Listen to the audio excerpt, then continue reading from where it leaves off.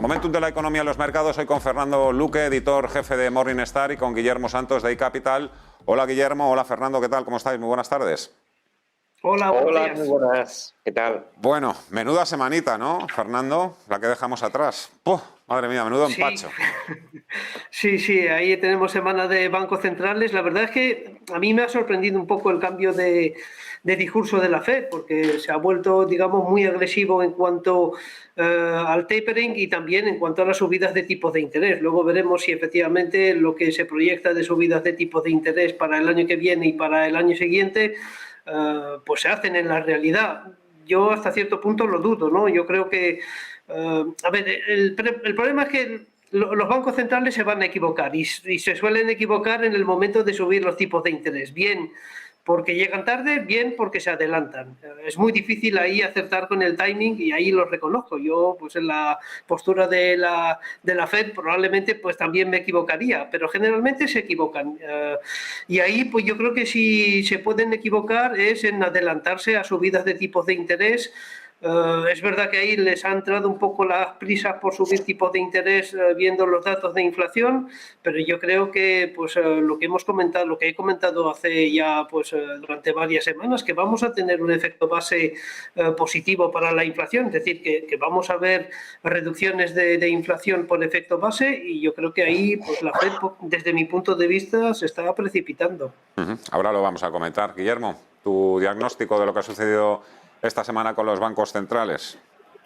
Bueno, quizá lo más previsible era el anuncio o confirmación de la subida de tipos el año que viene por parte de la Reserva Federal y del ritmo de supresión de las compras en mercado. Al final, el mensaje es muy razonado y a la vez yo creo que razonable de dejaremos de subir, de llevar a cabo compras de bonos en mercado abierto, pero hasta entonces no vamos a subir los tipos. A partir de ese momento que paramos de comprar bonos, sí que empezarán a subir los tipos 2, 3 veces, seguramente 3 ya en 2022. El Banco Central Europeo también anuncia por su lado que el programa de compras que se denomina compras pandémicas va a parar porque lleva una línea muy intensa desde la época inicial de la pandemia, en primavera del año pasado, pero la retirada de estímulos continuará siendo gradual. Entonces, ¿qué va a hacer el Banco Central? Va a compensar el fin del programa de compras pandémicas, llamémosle, por mayores compras en el programa tradicional que ya existía previo a la pandemia del COVID. En definitiva, bastante más de lo mismo. Y lo que casi asegura el BCE es que el año que viene no va a subir los tipos, prevé una inflación del entorno del 3,2, lo cual quiere decir que va a descender bastante desde los niveles actuales, del entorno del 5. Y bueno, eso es un poco el resumen. Quizás sea llamativo también que el Banco de Inglaterra ha subido 15 puntos básicos ante el despegue de la inflación, su tipo de referencia. Además lo hizo de manera prácticamente unánime, 8 votos contra 1. Y eso, pues lógicamente, deberá ir progresivamente favoreciendo a la libra inglesa. Cuando lo de los bancos centrales se van a equivocar, lo digo con un poco de guasa, pero es un poco apostar por caballo ganador, en el sentido de que, claro, acabáis de hablar de 3 bancos centrales que no van a hacer precisamente lo mismo. El Banco Central de Estados Unidos retira estímulos, sube tipos de interés. El Banco Central Europeo retira o reduce estímulos, mantiene los tipos de interés, y el Banco de Inglaterra mantiene estímulos y sube los tipos de interés. Estamos un poco... Cada uno un poco... Esto quiere decir un poco que no hay unanimidad tampoco entre los propios bancos centrales sobre lo que está sucediendo y lo que podría suceder. Sí, tienes razón. Ahí, ¿qué es lo que hay que hacer en este tipo de situación, entre comillas, caótica? Mirar los tipos de interés. Porque ahí es el mercado básicamente el que decide, aunque también estoy de acuerdo que la Fed puede, entre comillas, manipular los tipos de interés a medio o largo plazo, ¿no? Y si miras el 10 años americano, pues está ahí tranquilito, no se ha inmutado mucho menos que las bolsas, ¿no? Que ahí pues reaccionaron fuertemente el día del anuncio de la Fed y luego pues se calmó un poco la situación, pero los tipos de interés están ahí pues prácticamente pues impasibles, ¿no? No se han inmutado prácticamente y eso pues significa que yo creo que o no se cree en el discurso no voy a decir terrorífico de la Fed, ¿no? Pero es verdad que la Fed ha cambiado de discurso porque hace pues un mes la inflación era transitoria y ahí pues ya no se comenta lo de la transitoriedad de la inflación, ¿no? Sino que parece que preocupa un poquito más. No sé, yo miraría al mercado de bonos y ahí pues de momento pues calma tensa diría yo, porque es verdad que en los mercados si miramos el comportamiento del Nasdaq frente al Standard & Poor's 500, yo sé que es un poquito técnico, ¿no? Pero si miramos por ejemplo lo que ha pasado estos últimos días, pues vemos ahí pues que el Nasdaq pues está sufriendo pues más que el Standard & Poor's 500, ¿no? Hay una divergencia técnica ahí entre los dos grandes índices.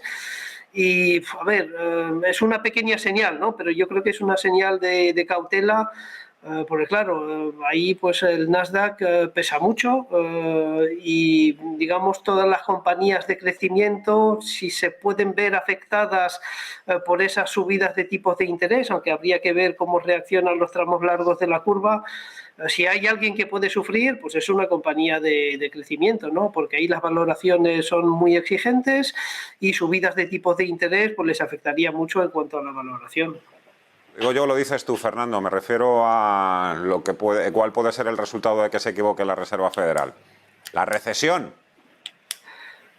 Pues Oye, sí, a ver. Pues hay que empezar a hablar también de estas cosas, claro que sí.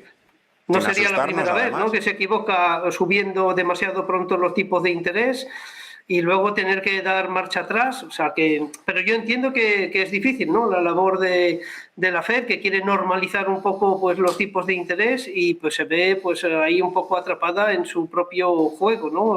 Pero claro, el balance de la Fed, a pesar de que pues el tapering se acelera, pues eso no significa que vaya a disminuir, sino que está aumentando, pero a una velocidad pues más baja que lo que venía haciendo, pero tenemos un problema ahí de deuda sobre la mesa que no estamos resolviendo. Bueno, Guillermo, ya hemos mentado a la bicha, ¿eh? He sido yo. Bueno, Estados Unidos pensa... Bueno, los economistas sabéis siempre que el resultado final de un ciclo de subidas en los tipos de interés es una crisis o una recesión. No es que lo diga yo, lo dicen los economistas. Y la historia. No olvidéis que la fuerza de la economía americana, el crecimiento, es suficientemente vigoroso y robusto como para no sentirse, vamos a decir, excesivamente perjudicado por unas subidas de tipos que, repito, están más que descontadas por los mercados de acciones, en cierta medida también por los mercados de bono, que están bastante anestesiados. El Treasury se mantiene a niveles bastante bajos, por debajo del 1,5 en todo caso. Pero el ciclo, de hecho, ayer, fijaos que la bolsa americana cayó motivada sobre todo por las tecnológicas. Efectivamente se descuenta, aunque no lo están haciendo, pero se descuenta tipos más altos y esa previsión de tipos más altos para los próximos meses pues afecta a las valoraciones de especialmente el sector tecnológico. Sí, pero... Cayó además la previsión de beneficios de Adobe y bueno, cayó en el entorno del 10%, que es una caída muy fuerte, pero los sectores cíclicos se comportaron mucho mejor, especialmente el financiero, por ejemplo, ayer en Estados Unidos subió más de un 1%. Entonces, al final, ¿el balance cuál va a ser? Crecimiento en Estados Unidos, que va a continuar, yo creo que no se va a ver cortado por estas subidas de tipos de la Reserva Federal, progresiva disminución de la inflación, lo cual también relajará a sí mismo las eventuales subidas de tipos de interés y poco a poco iremos viendo cómo el ciclo favorable de la economía global se va a apoyar en el crecimiento americano y Europa a su vez va a conseguir, como siempre hacemos, pero esta vez de una manera más clara, ir a rebufo, pero ir, que no es poco, en el crecimiento de nuestra economía europea, la española entre ellas, ¿no? Que aún le queda mucho que decir porque nos afecta especialmente, como sabéis, todo lo que ha sido el estallido de la nueva variante del virus y el freno de nuevo a la movilidad de las personas, que en España es fundamental para el sector turismo, para el sector servicios, para el sector inmobiliario. Y ahí estamos, ahí tenemos nuestra espina clavada. Yo creo que se desclavará conforme los indicios de descubrir ya curas, terceras vacunas eficientes contra Omicron, pues sean cada vez más palpables.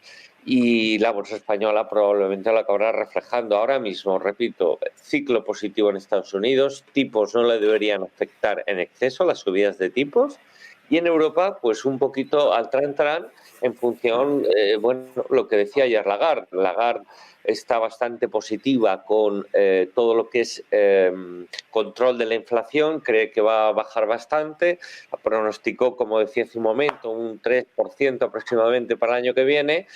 Entonces, bueno, pues el Banco Central va a ser mucho más pausado, porque el crecimiento de Europa necesita mucho más de esos tipos ultra bajos que llevamos viviendo desde hace tiempo.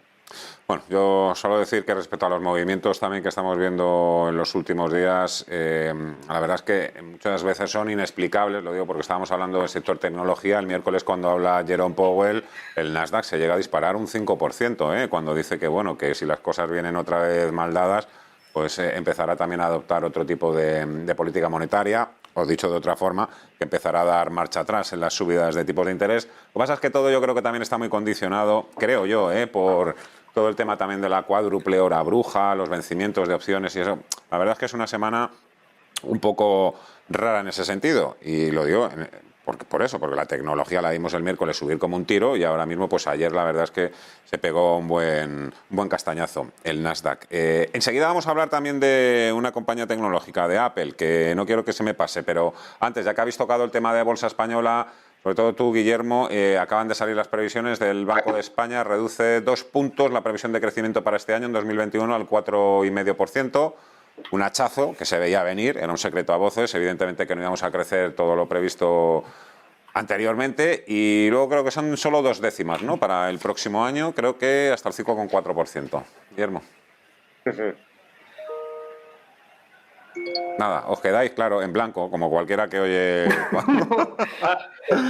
estas cosas. No, estaba ya más que previsto esta reducción de las previsiones de crecimiento en España, con lo que, bueno, vamos a ver, ya digo que al final se pensaba hace unos trimestres que el efecto del virus iba a estar más controlado, no ha sido así, y eso nos resta crecimiento.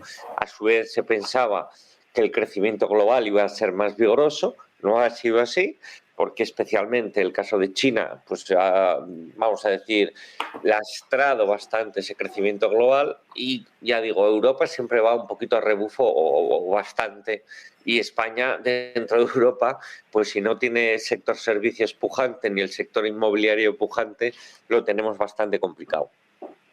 ¿Algo que añadir?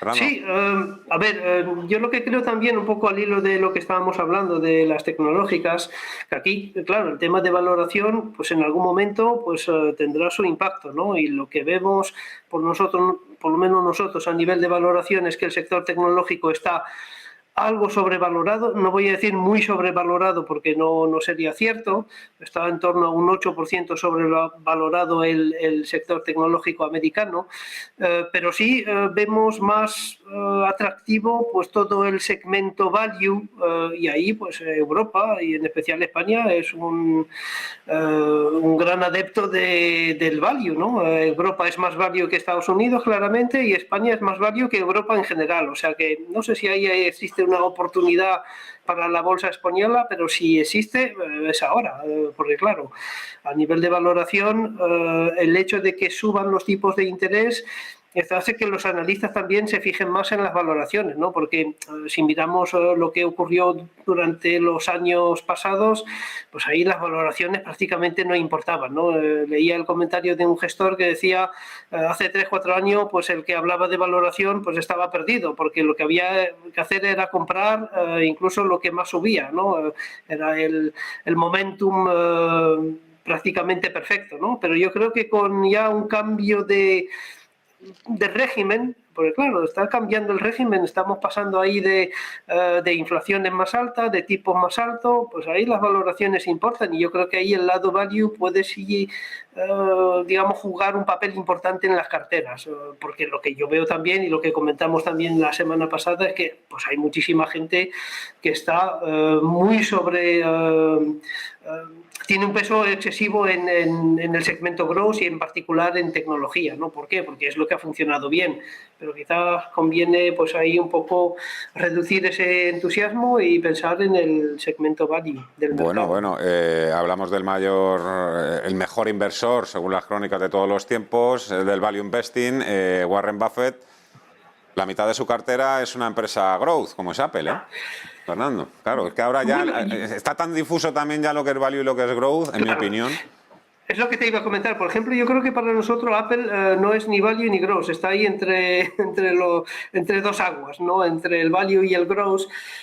Y hablando de Apple, a ver, yo te comenté la semana pasada que Apple para nosotros es probablemente la empresa más sobrevalorada por lo menos del top 10, del mercado americano, ¿no? Pensamos que está sobrevalorada en torno a un 40%, que es mucho decir, ¿eh? Incluso para nosotros Tesla es incluso más barato que Apple, para que te hagas una idea.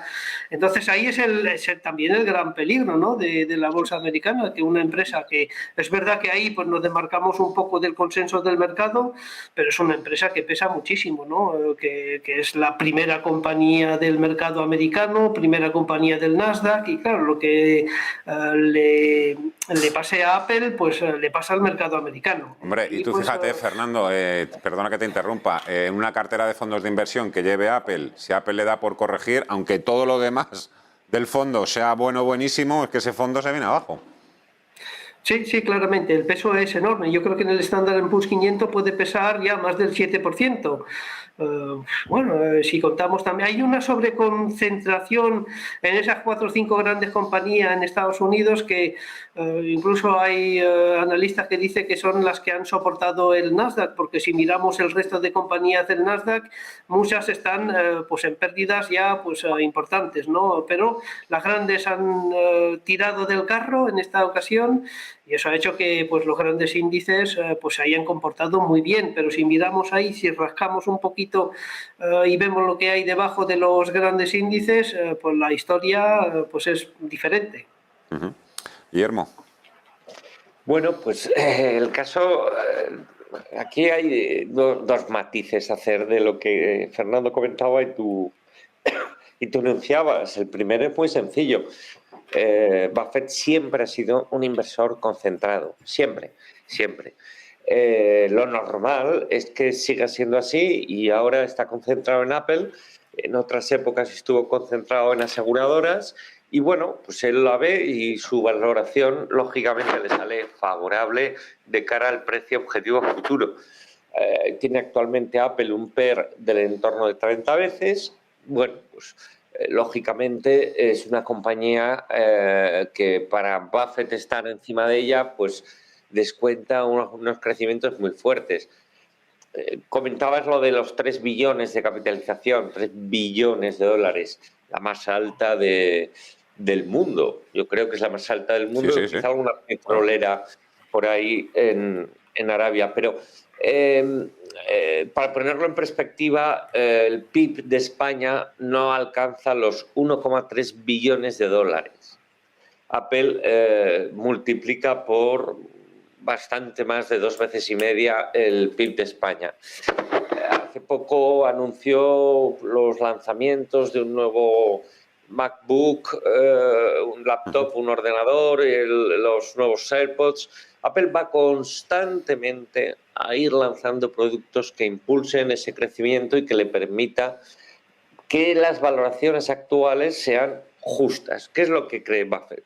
Buffett, no os quepa duda, que conoce muy bien a los gestores de Apple y que cree firmemente en que esa gestión va a seguir siendo favorable, como lo lleva siendo estos últimos 5 o 10 años, y de ahí que producto que saca en general, producto que triunfa, ¿no? Entonces, bueno, vivimos en un mundo tecnológico a más no poder y le queda bastante recorrido en el sentido de que Europa, Occidente, Estados Unidos, claro, está muy tecnologizado, pero hay zonas del mundo que están por tecnologizarse. Entonces, ese proceso, por supuesto, va a ser pasto para grandes empresas como Apple o Microsoft o las plataformas de televisión. Esto es así, nos guste o no, es cierto que adultera los rendimientos de los índices, por supuesto el Nasdaq, pero también del S&P 500, por su peso elevadísimo en ellos, el hecho de que estas grandes tecnológicas suban tanto. Y luego si desbrozas un poco el comportamiento de todas las compañías de la bolsa americana, no es tan brillante. Pero bueno, es decir, el que no ha estado en las grandes tecnológicas, pues se ha llevado muy poca subida e incluso están perdidas. Bueno, entonces, bueno, quizá lo que haya como... Yo creo que ha quedado perfectamente explicado. Aquí lo voy a tener que dejar porque me están llamando ya la atención. Me quedo sin tiempo. Guillermo Santos, de iCapital, y Fernando Luque, editor jefe de Morningstar. Un placer. Muchísimas gracias a los dos. Cuidaros mucho y un abrazo. Gracias. Hasta A luego. vosotros.